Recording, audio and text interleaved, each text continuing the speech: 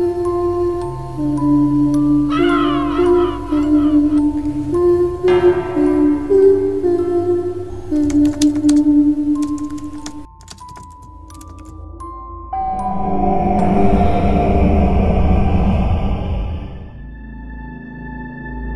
magandang araw po sa inyo, Mystery. Bagong tagapakinig po ako ng inyong channel. Ako nga po pala si Gab, 39 na taong gulang.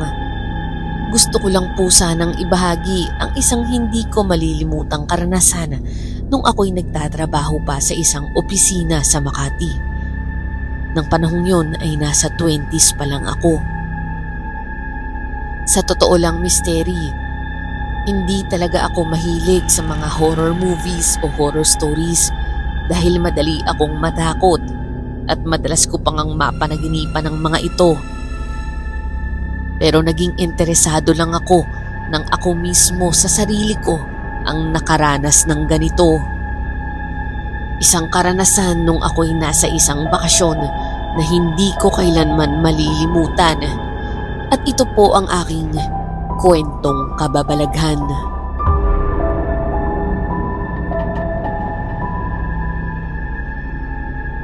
Nagsimula ang lahat isang araw habang kumakain kami sa pantry ng mga kaopisina ko, ang magkasintahang sina Cindy at Greg. Siya nga pala, Greg, nasabi mo na ba kay Gab yung plano natin? Tanong ni Cindy habang nagbubukas ng juice. Ha? Anong plano yun? Sagot ko naman, nagtataka. Hindi pa eh. Pero since pinaalala mo, hindi ngayon ko na lang din sasabihin. Sagot ni Greg, sabay tingin sa akin.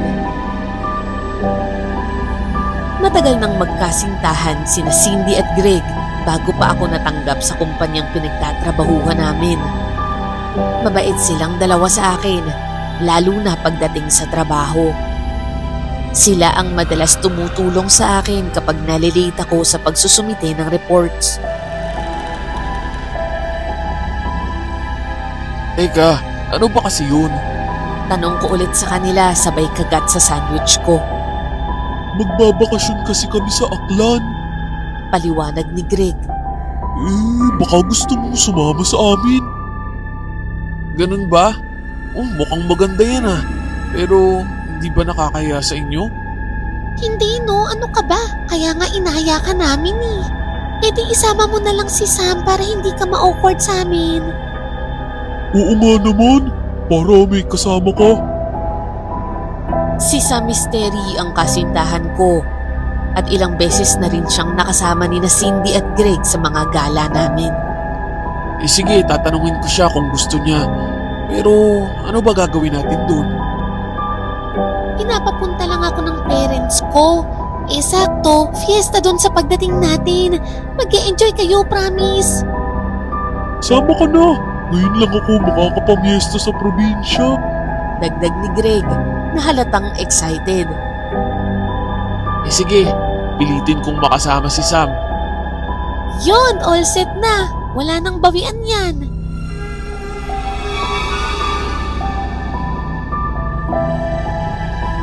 Fast forward, nakarating na kaming apat sa Aklan. Ako, si Sam, si Cindy at si Greg. Agad kaming namangha sa ganda ng lugar, Mystery. Lalo na si Greg na halos hindi magkandamayaw sa pagtingin sa paligid. Grabe, ang ganda pala dito. Parang ayoko nang umuwi sa Maynila. Ani Greg, napanay ang tingin sa mga dekorasyong pampiesta. Sabi ko naman sa inyo mag-e-enjoy kayo rito. Oo nga eh, ngayon lang ako nakapunta sa ganitong lugar. Mabuti naman. Ikaw ba, Sam? Nag-e-enjoy ka ba? Tanong ni Cindy sa kasintahan ko. Oo naman, Cindy. Ang ganda rito. Salamat sa pag-imbita sa amin ha. Sagot ni Sam na nakangiti. Buti na lang sumama ka. Baka umiyak na lang tong kaibigan namin sa inggit eh.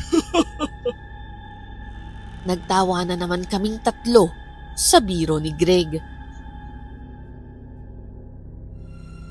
Pagkarating namin, hindi muna kami dumiretso sa bahay ni na Cindy. Sa halip, naglibot-libot muna kami sa bayan at tumingin sa mga paninda sa bawat kanto. Ang daming makukulay na dekorasyon, pati na rin yung mga stalls na nagbebenta ng kung ano-ano, mula sa pagkain hanggang sa mga souvenir items. Habang abala kami sa pagtingin-tingin, may isang matandang babae ang pumukaw sa atensyon ko. Sa totoo lang, siya na agad ang napansin ko pagkarating pa lang namin doon. Mukha siyang tipikal na matandang taga-probinsya. Maliit, may bahagyang nakukurbang likod at puting-puti na ang buhok. Pero ang mas nakakapagtaka, sinusundan niya kami kung saan man kami magpunta. At hindi niya inaalis ang titig niya sa aming grupo. Nang magtama ang tingin namin, nagkunwari akong abala sa paghawak ng mga souvenir items. Binala ko nang sabihin kina Cindy at Greg ang tungkol sa matanda. Pero bago ko pa mabuksan ang bibig ko, may nagsalita mula sa likod namin. Ikaw na ba yan, Cindy? Nagulat kaming lahat at agad na paningon. Isang matandang babae ang nakatayo sa likuran namin, nakangiti. Sa wikang Bisaya niya ito sinabi, kaya hindi agad ako nakaintindi. Pero si Cindy, tila nag-isip saglit bago sumagot. Pasensya na po. Sino po sila? Ako ito, sila Gring, yung kapitbahay niyo dati. Kita sa mukha ni Cindy ang biglang pagkaalala. Aling Lagring, kamusta na po kayo? Ngayon lang kita nakita ulit rito, Iha. Matagal ka nang hindi umuuwi. Busy po kasi sa Maynila. Paliwanag ni Cindy. Siya nga po pala. Mga kaibigan ko po sila, galing Maynila rin.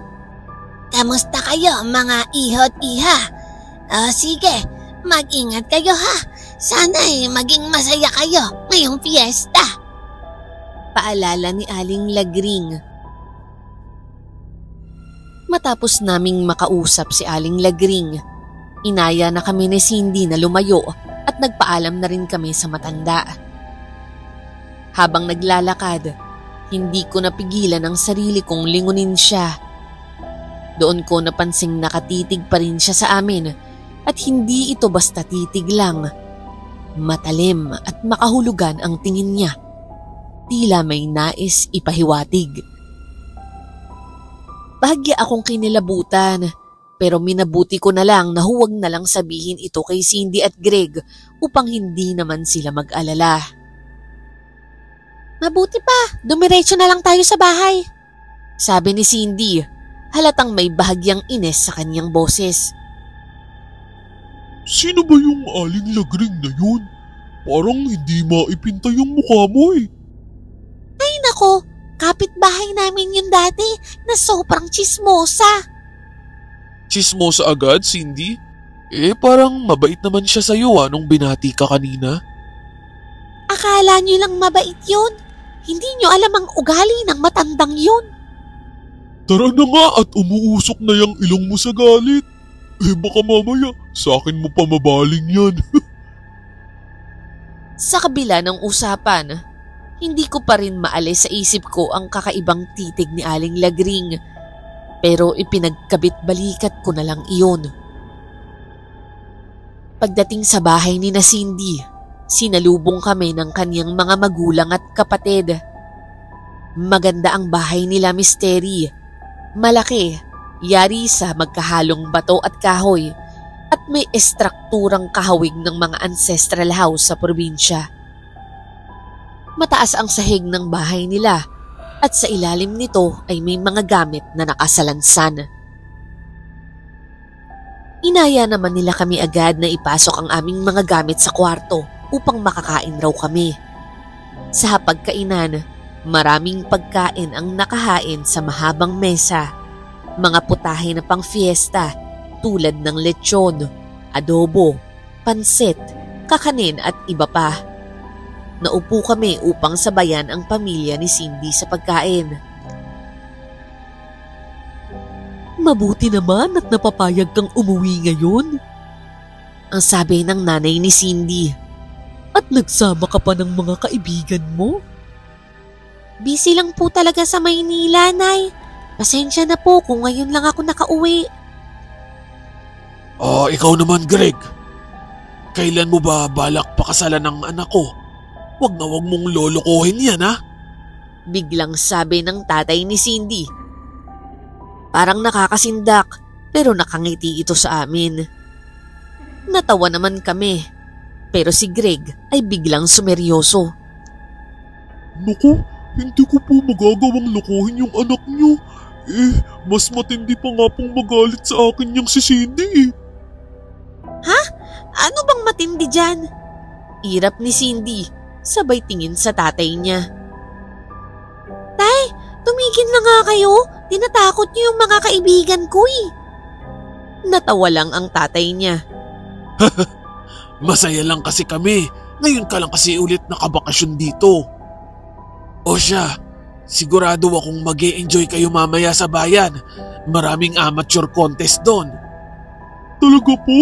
Naku, masaya nga po yun. Oo nga, manood tayo mamaya ah. Sige, panoorin nyo. Talagang masisihan kayo ron.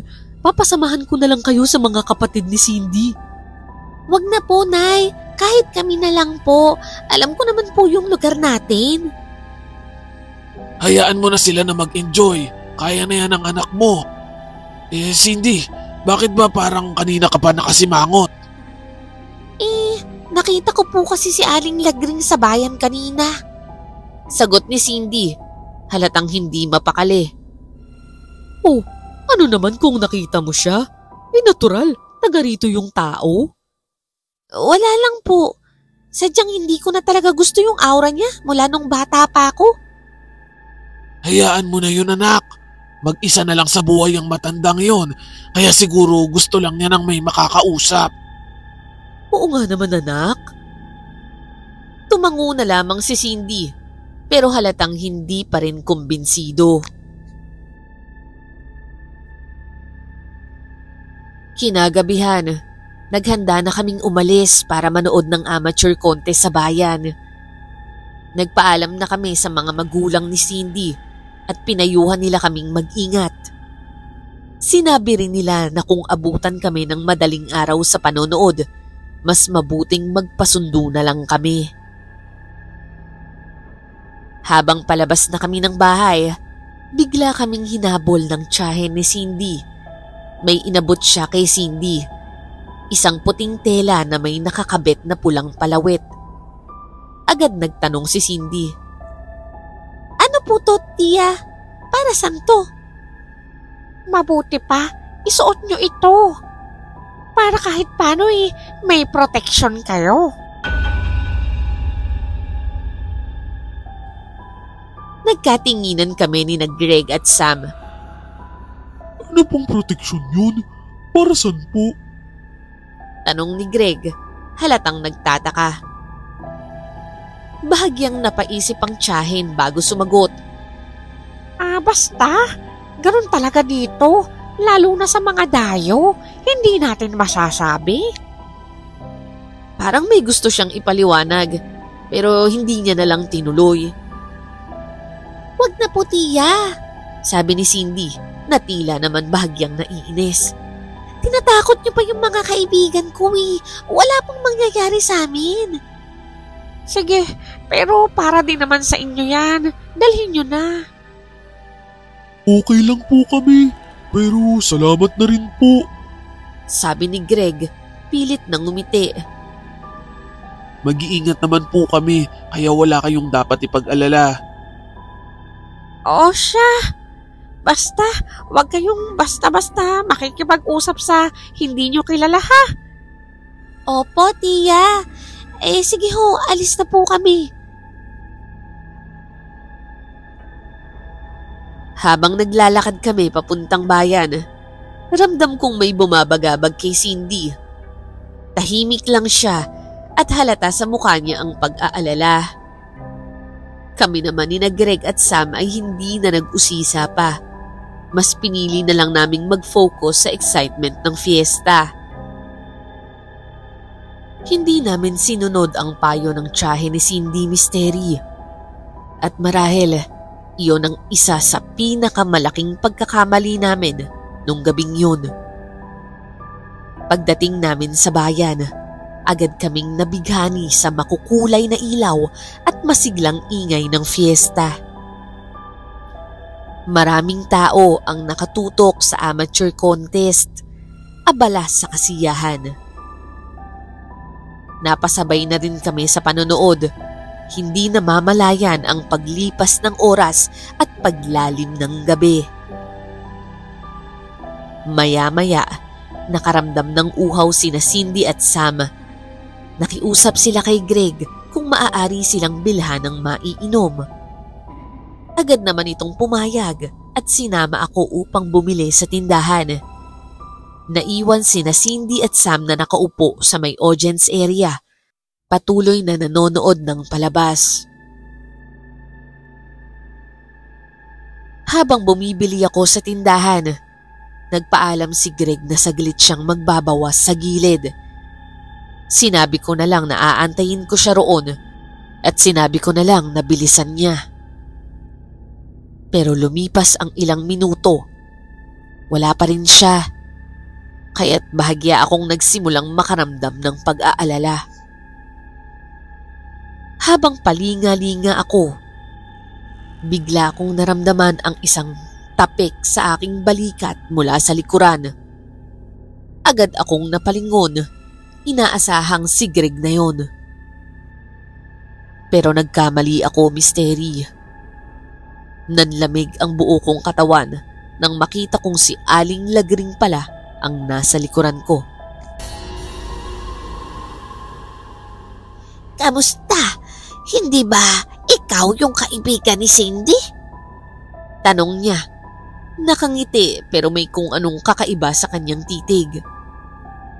Pinilit ko namang kumalma at sumagot sa kanya. Okay naman po. Opo, ako nga po yung kaibigan ni Cindy. Bakit ka nag-iisa rito? Hindi mo ba kasama ang mga kaibigan mo? Patuloy niyang tanong. Medyo nauutal akong sumagot ng mga panahong yun dahil ramdam ko ang kaba sa dibdib. Nanonood po sila ng contest. Ay, bumili lang po ako ng maiinom nila eh. Napansin kong bahagyang dumilim ang ekspresyon ni Aling Lagring. Ang kaninang kunwaring masayahing muka ay tila nabalot ng isang bagay na hindi ko maipaliwanag. Talaga? Saan ba sila nakapwesto ngayon? Tanong niya na may bahid ng kakaibang interes sa kanyang tinig. Puntahan ko nga sila. Nagdalawang isip ako. Alam kong hindi ko dapat sabihin ang totoo. Kaya itinoon ko ang tingin ko sa ibang direksyon. Andun po sila sa may unahan ng stage. Sagot ko, pilit pinapakalma ang sarili ko. Pero alam kong nahalata niyang nagsisinungaling ako, Misteri. Lalong naging matalim ang titig niya sa akin na para bang binabasa ang aking isip. Sigurado ka bang doon sila nakaupo? Ha? Tanong nito sa akin. Parang napako ako sa kinatatayuan ko. Hindi ko alam kung ano ang gagawin ko. Pero sa isang iglap, dumating si Greg at sa mismong sandaling yun, umiwas si Aling Lagring. Mabilis siyang lumakad palayo at hindi na muling lumingon. Maya-maya, bigla akong nakaramdam ng matinding panlalamig, kasabay ng pagkahilo. Parang naubusan ako ng lakas at napaupo sa gilid ng kalsada. Uy, pre, ayos ka lang ba? Nag-aalalang tanong ni Greg habang inaalalayan ako. Sa sobrang panlalata ay hindi ko na nagawang sumagot ng maayos. Teka pre, dyan ka lang saglit ha. Tatawagin ko sina Cindy at Sam. Sabi ni Greg na natataranta, sabay mabilis na umalis upang puntahan ang dalawa naming kasama. Pagdating ni na Cindy at Sam, nagdesisyon kaming umuwi na. Sumakay kami ng tricycle, pero sa biyahe pa lang, parang nilalamig ako ng sobra. Nanginginig ako, tila may hilagnat. Gab, ano bang nangyayari sa'yo? Nagpapawis ka ng butil-butil. Oo nga, parang ang taas ng lagnat mo. Pero ang mas kinakatakutan ko ay ang matinding pagkahilo na tila bumalot sa akin. Hindi na rin ako makasagot sa lahat ng mga tanong nila. Ilang sandali pa, hindi ko na kinaya. Manong, pakihinto po muna. Nasusuka ko. Mabilis na huminto ang tricycle. Agad akong bumaba at napasandal sa isang malaking puno sa tabi ng kalsada. Sumusuka ako, pero wala namang lumalabas. Alam niyo ba yung pakiramdam ng lasing na lasing ka, pero wala ka nang maisuka? Ganon na ganon ang nararamdaman ko. Lalong lumakas ang kaba ng mga kasama ko. Hindi na sila nag-atubiling magmadali pabalik sa bahay ni na Cindy. Pagkarating namin sa bahay, sinalubong kami ng mga kapatid ni Cindy.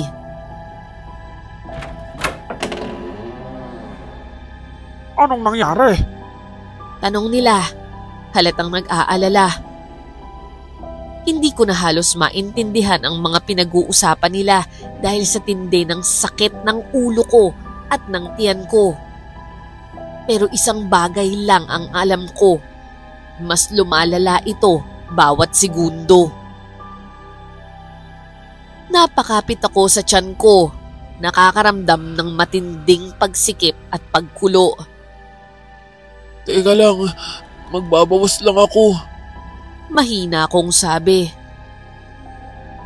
Sa probinsya, madalas ang banyo ay nasa labas ng bahay. Kaya't ganun din kila Cindy. Nasa likod bahay ito. Yari sa kahoy at may hukay sa lupa bilang inidoro. Lumipas ang ilang minuto, pero kahit anong pilit ko, wala namang lumalabas. Tanging sakit lamang ang nararamdaman ko. Hilab, pamamaluktot at kung ano-ano. Basta parang napakasakit na hindi ko naranasan sa buong buhay ko. Habang bumabalik ako sa loob ng bahay, pakiramdam ko parang umiikot ang paligid. Halos hindi ko na maituwid ang lakad ko. Gab, ayos ka lang ba? Nag-aalalang tanong ni Sam. Inaalalayan niya ako. Dali na kaya natin siya sa ospital. Baka lumala pa yung sakit niya. Lahat naman ng kinain niya, kinain din namin. Sabi ni Greg, halatang nagtataka. Bakit kaya siya lang ang nagkaganyan? Maya-maya, lumabas ang tiyahe ni Cindy mula sa kanyang kwarto. Nang makita niya ako, agad siyang lumapit. Kita sa mukha niya ang pagkabahala. Anong nangyari sa inyo, Cindy? Hindi po namin alam, Tia. Bigla na lang siyang gininaw at nahilo. Ngayon naman, masakit ang tiyan niya. Napatingin ang tiyahin niya sa akin. Tila may alam sa nangyayari. Dali na po kaya natin siya sa ospital. Pakiusap ni Sam. Pero saglit lang tumahimik ang tiyahin ni Cindy bago siya lumapit sa akin. Hindi, sandali lang. Anya, may bahagyang seryosong tono. Napakunot naman agad si Cindy. Bakit, Tia? Ano po yun? Bago pa siya makasagot, sumabat ang nanay ni Cindy. Anak, hayaan mo muna ang tiya mo. At sa sandaling yon, hindi ko maipaliwanag. Pero parang nakaramdam akong may ibang dahilan kung bakit ko nararamdaman ang lahat ng yun. Pinaupo ako sa bangko ng tiyahe ni Cindy at hinawakan niya ang aking dalawang kamay. Napansin niya agad ang isang kakaibang bagay. Hindi na pantay-pantay ang haba ng aking mga daliri. Kasunod noon, sinimulan niyang pindutin ang aking tagiliran at sa bawat pagdampi ng kanyang mga daliri, napapasigaw ako sa matinding sakit, Misteri. Saglit siyang nagpaalam at pumasok sa kanyang kwarto.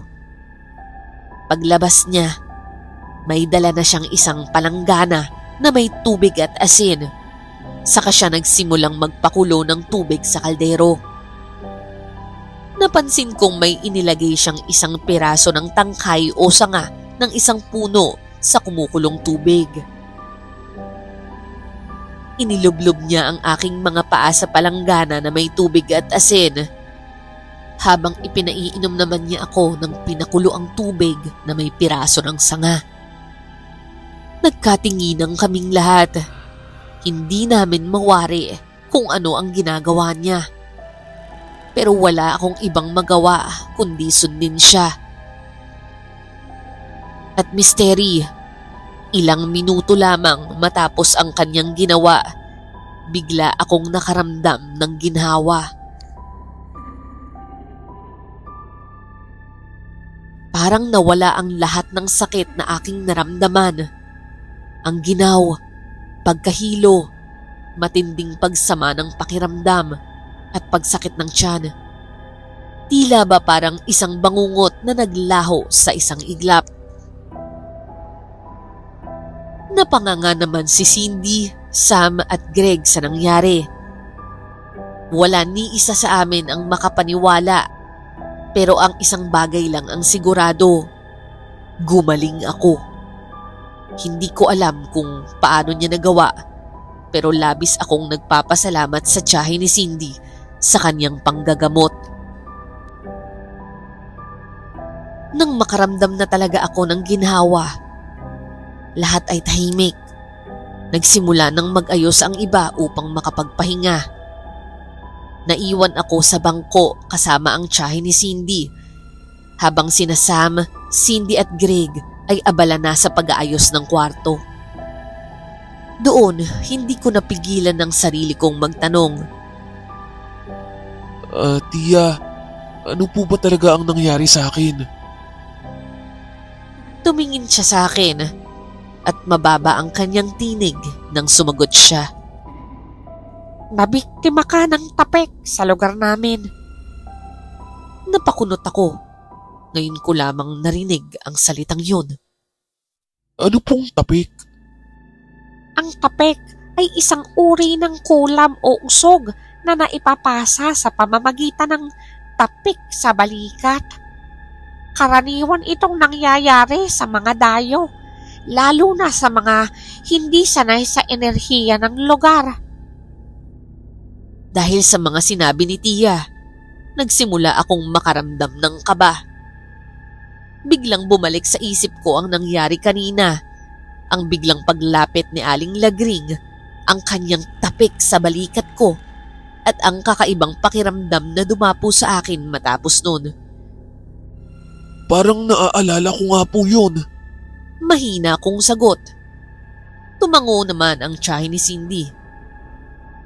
Sa susunod, kapag may tumapik sa balikat mo, ibalik mo ang tapik sa kanya para hindi ka mahawahan ng usog o kulam na ipapasa nila. Napalunok naman ako, pero tinatak ko sa isipan ko ang payo niya. Maraming salamat po sa babala at sa paggamot sa akin. Ngumiti siya, ngunit may seryosong pag-aalala sa kanyang mga mata. Pero huwag mo nang ipagsasabi ito sa kanila, ha? Ayoko namang isipin nila na tinatakot ko kayo sa lugar namin. Opo, pangako po. Kinaumagahan, Nagising akong masigla at magaan ang pakiramdam na parang walang nangyari. Nang mag-alok si Cindy na sumama kami sa palengke upang mamili ng lulutuin para sa tanghalian, agad kaming pumayag ni Sam. Excited din kasi kaming maranasan ang palengke sa probinsya. Habang naglalakad, nakasunod lang kami kina Cindy at Greg, pinagmamasdan ang makulay at masiglang paligid.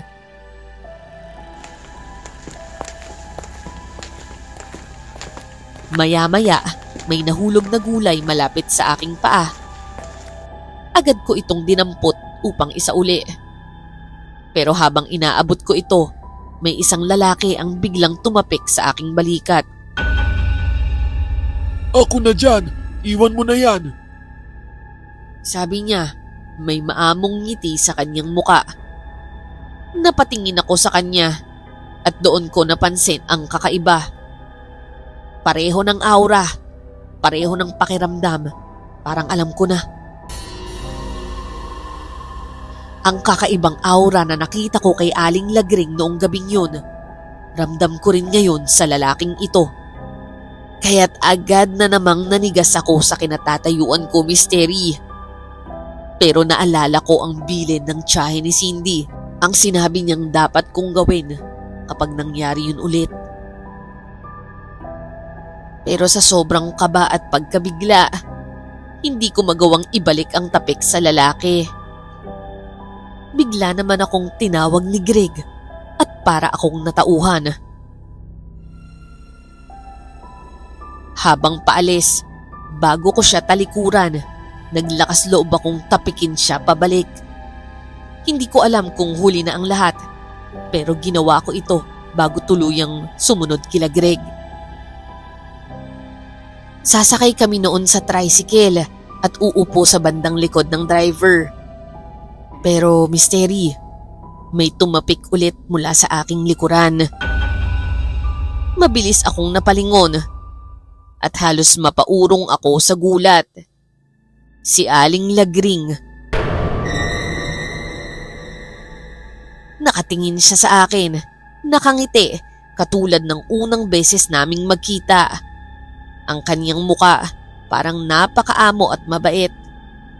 Pero hindi ako nagpadala.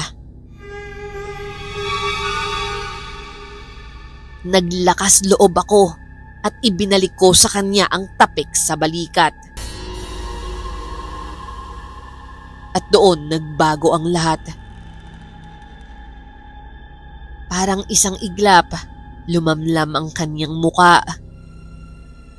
Ang maamo niyang ngiti ay napalitan ng matinding galit. Misteri, bigla siyang nagsisigaw, nagwala sa palengke. Napatigil ang mga tao, napatingin sa amin. Hindi malaman ni Cindy kung paano siya patitigilin. Aling Lagring, ano bang problema mo, ha? Sigaw ni Cindy sa kanya. Pero imbes na sumagot, lalong lumakas ang sigaw ni Aling Lagring. Parang baliw na nagmumura at kung ano-ano ang pinagsasasabi. Nagulat ang lahat, lalo kami. At sa huli, parang wala na siyang magawa kundi umalis. Iniwan kaming tulala sa nangyari.